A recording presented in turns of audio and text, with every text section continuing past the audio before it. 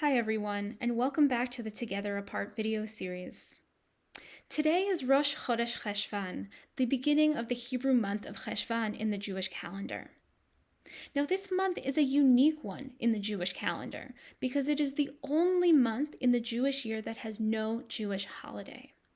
After 2 months of very significant spiritual experiences, of the great joy and inspiration of Rosh Hashanah and Sukkot and Simchat Torah, of the spiritual intensity of Yom Kippur, the month of Cheshvan comes to us as a much quieter time. However, it is important for us to understand that even though Cheshvan is a time that is quieter, it does not mean that it is spiritually insignificant. Quite the opposite. Cheshvan comes and offers us a very important spiritual opportunity, which is the opportunity to begin to search for spiritual meaning and joy in the everyday. Cheshvan offers us this opportunity to look at ordinary things and ordinary time, daily things like going for walks outside, or cooking, or connecting with a friend, as possible sources of deep joy and spiritual nourishment in our lives. Our tradition reminds us that if we are able to be deeply present in our lives, both to our inner experience and present to the world around us, we may be able to find so much that can bring us nourishment and joy, so much that we can be grateful for and be enlivened by. This, I think, is especially the spiritual power of blessings, of brachot in Hebrew.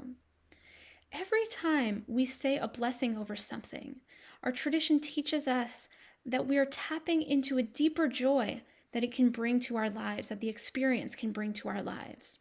So, for example, when we say blessings over food, we can tap into the joy of food not only being nourishing, but also being delicious. We can tap into our sense of gratitude to all the people and to all the forces in the universe that allowed us to have that food to eat. For another example, when we say blessings over certain Jewish practices, like lighting Shabbat candles or Hanukkah candles, we can tap into the joy of being part of a community and a tradition that gives us so many opportunities to find meaning, belonging, and blessing.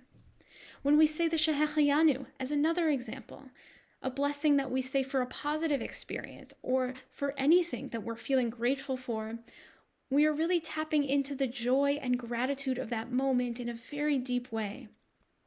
Saying blessings in our everyday lives, in the daily experiences, week to week, day by day, is a way that our tradition invites us to experience spiritual nourishment and joy in a very deep way in our daily lives.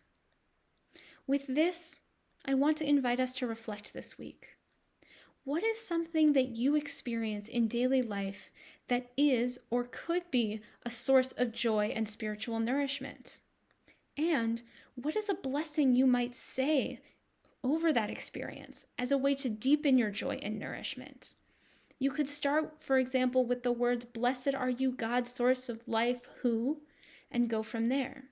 For example, you could say on a walk, "Blessed are you, God, source of life, who has given us beautiful fall foliage." What blessing might you say to bring out the joy and nourishment of a daily experience in your life?